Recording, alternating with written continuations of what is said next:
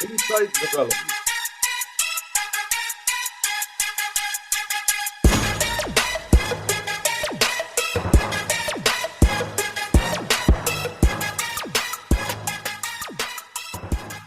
All right, in insight development, today we're kind of going off script, and normally in debating class or even on this podcast, I try to steer clear of ideological topics, anything to do with politics, religion. But something's happening in our world right now that it's just kind of it needs to be spoken about. A lot of my kids in class are bringing this up. I've been tiptoeing around it. I don't know how to talk to them about it. I tell them generally I don't want to talk about it in class because I look at it as a lose situation. It's like parents don't want me talking about this to their kids because they fear that I'll be indoctrinating them with my values and my ideologies. Kids have no business talking about these things as they're in their bubble and trying to enjoy their life. It's just there's nothing they can do. They shouldn't be subjected to these adult problems. And also, me as a teacher, it doesn't do anything for me to talk Israel Hamas with a bunch of 10-year-olds. And so I just avoid doing it. But still, I recognize there's a need for people. I mean, these kids are looking at me like, what's going on? And they're looking at me as the voice of reason. And can you make sense of this for us? So I said, look, I'll treat this topic in my podcast. So, and if you want to go look at it, then you can kind of get a sense of how I feel about it. But I want to be careful having this conversation with you. First of all, do you consider yourself kind of really like an expert or a quasi-expert or really informed about the history, the geopolitics of this issue? I do. You do? All right. I don't. So for me, it's just an intellectual activity. I want to keep this conversation. I want to try to bring insight to the issue, and Okay. not just inflame our pre-existing biases. You know what I mean? And so if you have strong feelings about it, great. But I'm going to ask you questions that challenge your position, and I just want to keep talking so that we can try to gain some and contribute to the conversation as opposed to just digging our heels into one side or the other. Okay? All right, so I call it the Israel-Hamas conflict because I can't bring myself to calling it an Israeli-Palestinian war. And so what do you think about that? I think what you're saying is very common thought. I think people want to isolate Hamas as not being part of Palestine. And to be honest with you, I think that could work. I think I could agree, but disagree at the same time because, I mean, yes, Hamas crossed the line. Hamas did an atrocity. Hamas did unspeakable things that nobody is condoning. But is Hamas separate from Palestine? I don't know about that. Palestine is its own country. Prior to 1947, it had a state, it had a government, it had a capital city, Jerusalem. If you look at the population, it was mixed between Christians, Muslims, and Jewish people, all living harmoniously for many, many, many years. And it was definitely identified as Palestine. There's no question on either side of what it was prior. So am I right to say that both groups, the Israeli people and the Palestinian people, have some kind of claim on this region, a natural claim, like Yes, a they legal do. claim? You look at the history will tell you that many people have come in and out of Palestine, including Christians, that was, whatever you call it, removed from this land. No different than back in the day, Hebrews. See, Jewish people have ties to this land. They do, but no different and no in less part than Muslims or Christians. They actually all came from, if you look at it, it all depends on the timeline you're looking at. So does anybody have claim? There's a really good movie that depicts this question to the T. It's called oh my God, what was the movie? Orlando Bloom was in it, and Liam Neeson had a very short role. Kingdom of Heaven. At the end of that war, where the Muslims took over and kicked the Christians out of Jerusalem, the guy turned to the leader and he said, "Listen, we've just surrendered. What is Jerusalem?" And the guy turned to him and said, "Nothing." And then turned to him again and said, "Everything." What does that mean? It means that throughout history, Christians, Jewish people, and Muslims all fought for this land. The bottom line is, I think that Israel is entitled to this land. I think Palestine is entitled to this land. And I think that the UN and United States, by trying to make them both live in this land, was a good thought. It just didn't have any sustainability, because as soon as they, persecuted Jewish people in Europe and nobody wanted them back, they had millions of people with stuff on their back. That was their livelihoods on their back. Why? Because they were persecuted by the Nazis. Did they open up a part in Germany? Yeah, actually, Or United States? that's No. that point I find it hard to reconcile, because just from my rudimentary knowledge of history, I know that Jewish people were persecuted terribly in the Second World War, and terrible atrocities were committed against them, injustices beyond what we can describe.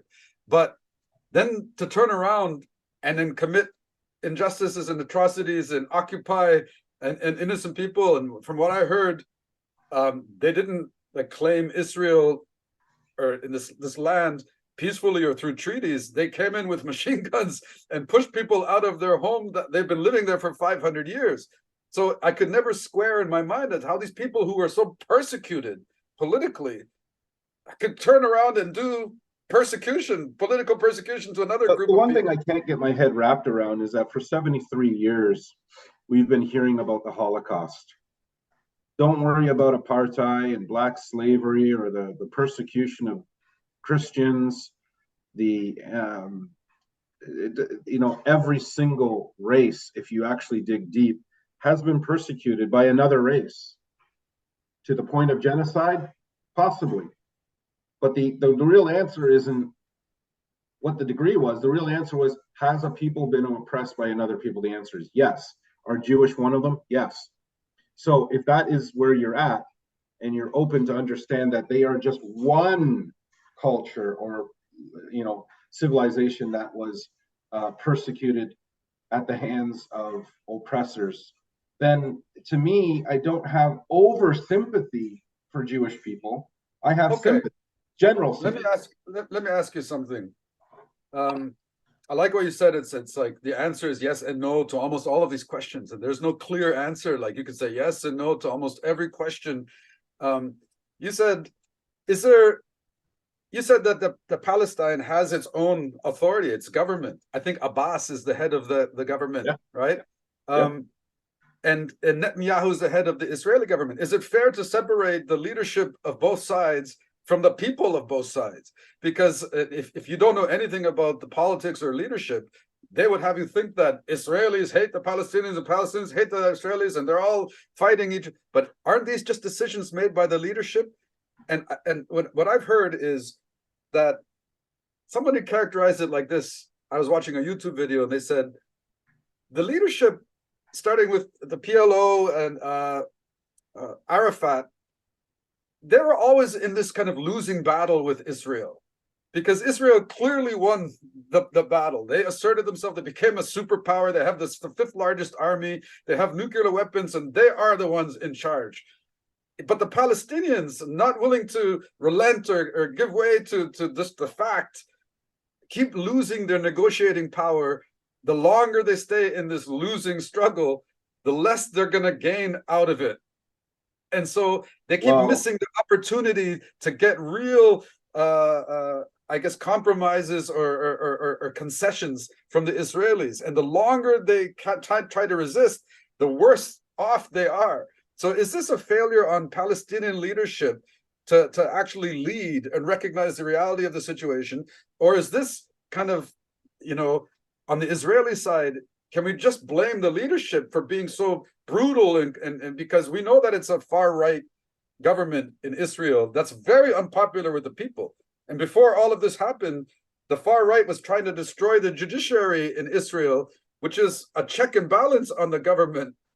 And what makes Israel a democracy is that they have a judiciary, a functioning, and the Netanyahu was trying to overthrow that, and people were protesting on the street. So the people of Israel don't really seem behind their leadership.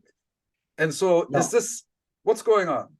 Well, I would agree that the news tells you a different story to the reality. The news tells you that one set of people, Israeli people, were attacked, and that they're united, and that they have a common enemy called Hamas.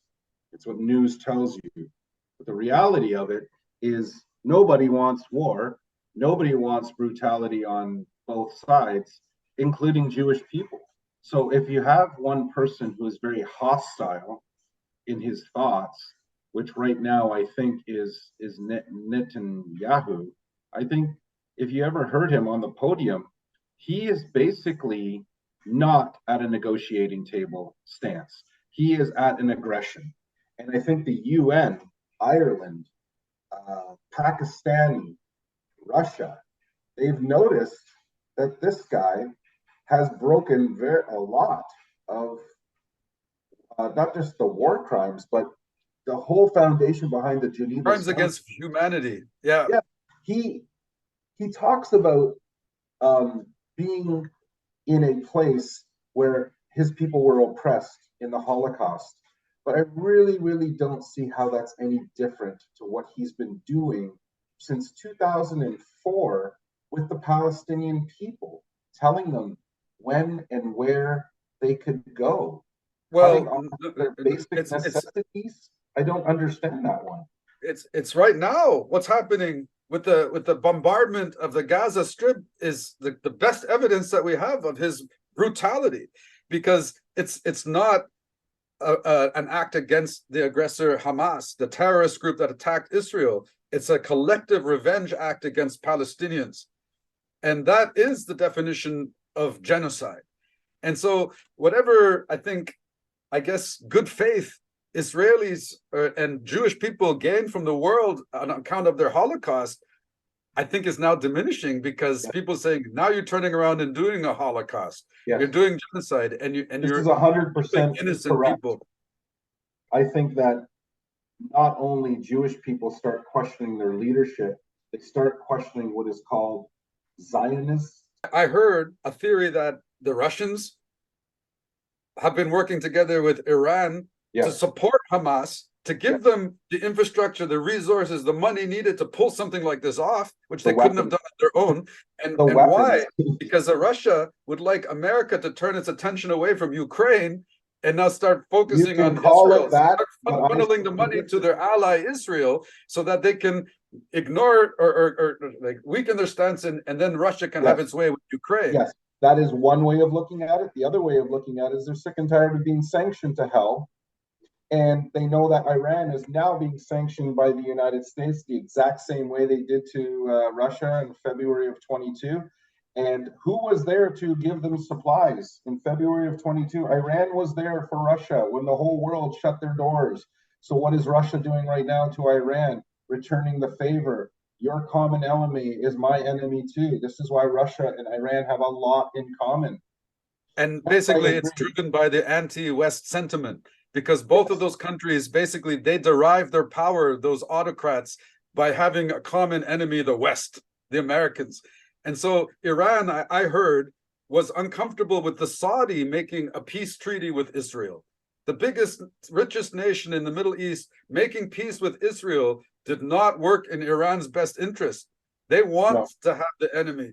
And so is Iran and Russia enabling this? And now we're all just blaming the Israel and Palestinians, but there's a bigger behind the scenes. Well, there's definitely a bigger thing to this. So if you studied the Vietnam War, it started with a confusion. Sorry, not a confusion. An uprising between the South and the North of Vietnam.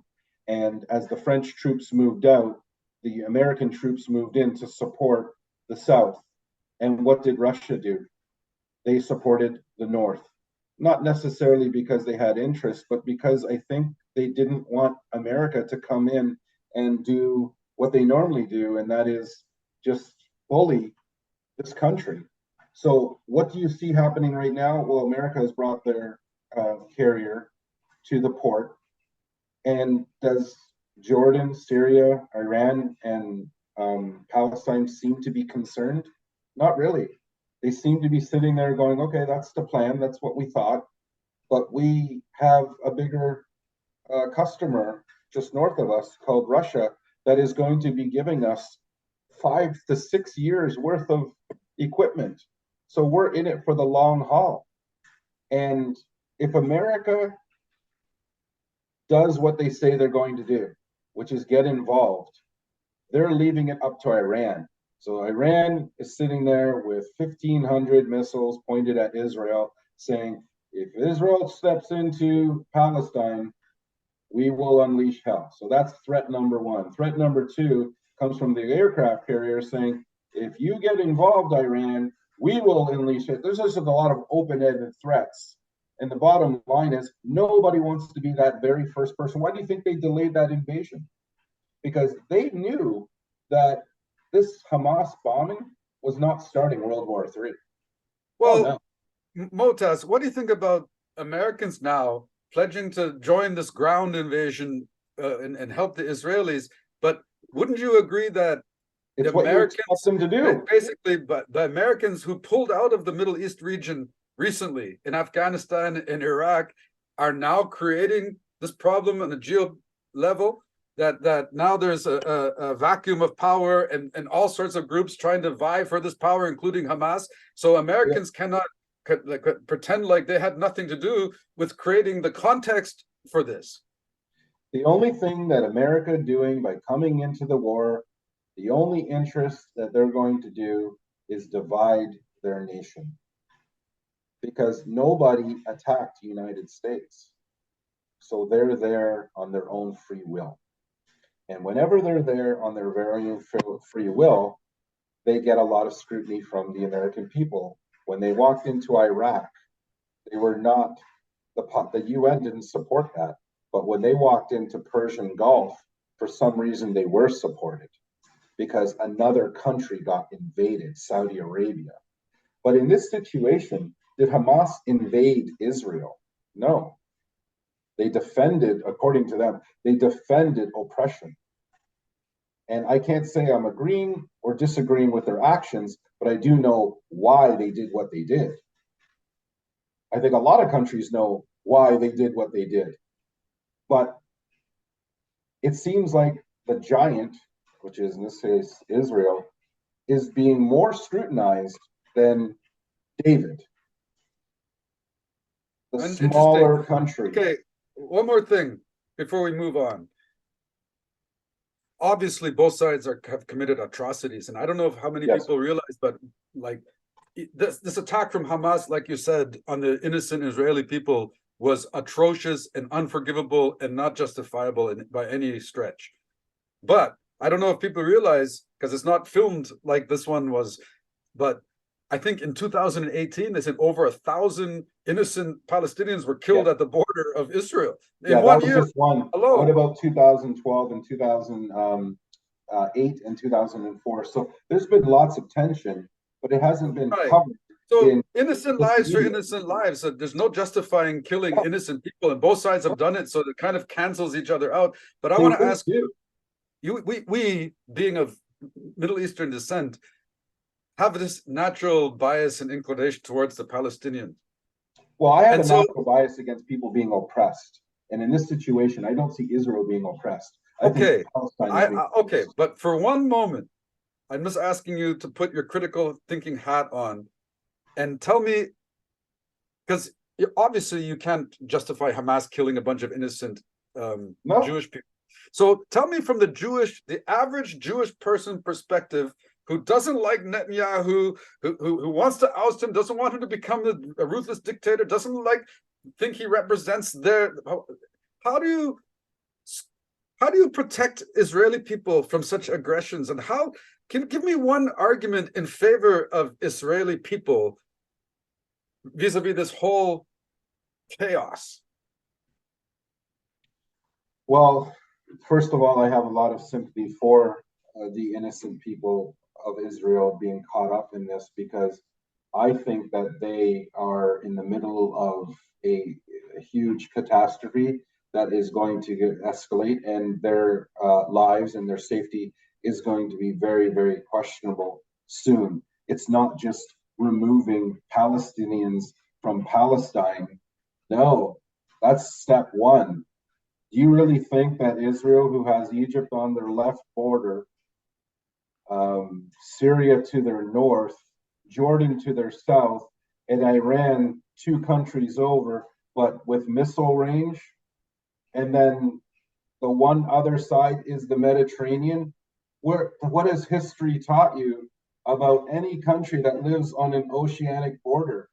Eventually, they get thrown there, they get moved there because of the force. They are covered on 4 sides.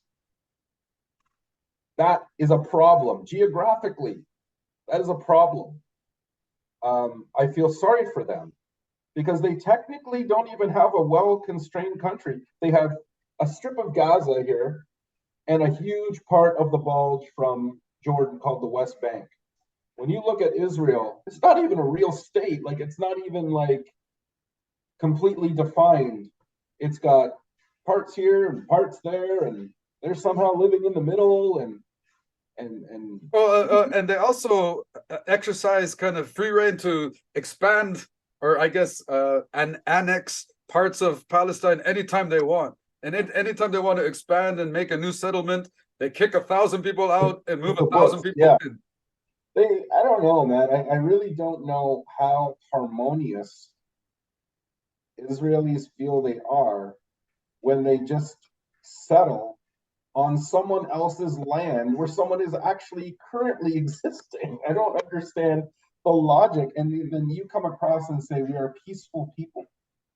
So are you saying that the only peace is for Israelis to move? No, I think my solution, if I was ever in power, I think it's obvious what you do. You give Palestine back their land that was given in 1948, which was a bigger piece than what it is now. You give them their own government, and you give them their own sovereign nation. Like, you recognize them as the country of Palestine. But this is the point, Moataz, that this is the critics of the Palestinian leadership say this, that they've been given all sorts of opportunities and concessions. Right at 1948, the deal was much better for Palestine than it is today. Yeah, and I think Clinton gave them a good deal too when he was in power. And it just keeps getting worse, the deal, because they're in this like losing struggle. So I don't know. I think you and I are not going to solve this issue today, but I certainly think we gave a lot of food for thought to people listening to this conversation, and it helps and kind of add perspective and insight to this whole ordeal. Well, so I know what's going to happen. I am all right. I've read so much about war. I've read The Art of War. I've read all the chronicles from World War II to the Civil War to the Ottoman Empire. I read and watch history a lot, and I know history repeats itself. And this is classic. No stalemate is happening here. There's no way that 3,000 lives was just lost for them just to make an agreement that 5 years from now is going to be exploited by either side. No, a decisive solution is going to happen here. And unfortunately, 5 countries are going to get involved and support Hamas. The United States is going to think about coming in, and I think at the last minute, not enter this war. I think they're actually going to get bluffed out. If they enter this war, they're always going to lose. There's no way they could win, because winning means that Israel will be a country protected on all borders, and the United States will have removed the terrorist groups. That will never happen. So the And then have to stay there in the region in perpetuity. They're going to have to stay and keep their assets there and pour money in longer than the Vietnam War. So in the sense of, did you and win? More than what the U.S. citizens' resolve is. They will not stand for this. So in my opinion, it's great that you brought your aircraft carrier there to support Israel. But as soon as you put troops on that land, to me, that's it. Now there's no excuse. Did you enter this war? You did enter this war. And you're going to enable or empower Russia to do the same thing. They're going to say, oh, so. All right. Well, Mo, you said history repeats itself. It reminded me when all this happened, it was so shocking and jarring that my kids, I had a hard time talking to them about it. They had questions. I didn't know how to explain it, but then it started coming back to me. And I started thinking, wait a second, all of this seems like deja vu. I remember all of this happening when I was a teenager, every bit of it, every single bit of it, exactly the same. And I thought, how did we deal with it then? And is it going to be the same thing now? Is it just going to be this endless loop of going around in circles? It will, because human nature honestly doesn't learn from the past as well as you would think that they would. It's scary to me that with all the amount of knowledge we have from the history of wars, you can't see that this is just another Serbia and Austria-Hungary all over again. Yeah, but it makes me think that maybe we've got the premise wrong. Like maybe it's not people's goal to end wars, and maybe it's not the goal to solve the problem, and maybe there are war hawks and people whose interest it is to keep this conflict alive, and maybe their power relies on it to keep this conflict going. So there is no interest in solving it, and maybe that's why it keeps going around. Well, the United States does have a 600% increase in their defense budget stocks since October 7th. So war is a function of economy. They want to pull themselves out of recession. They clearly have been in like the past 11 months. And it's no different than in 1939 when Germany wanted to pull themselves out of recession. They started war. Great. But at the end of the day, I mark my words. This war, as it is right now, it's basically a conflict between two countries, two small countries. If this escalates to where I think it's going to go very soon, it will be full-scale war, and it won't be tanks versus rocks like it has been in the Gaza Strip. It'll actually be missiles versus missiles, 300,000 troops versus 400,000 troops, a real war, not a massacre. And Israel won't be able to deal with that. No way. All right, let's stop it there. Thank you for your insight. And you really are a little quasi-expert on the topic. I'm quite impressed how much you know.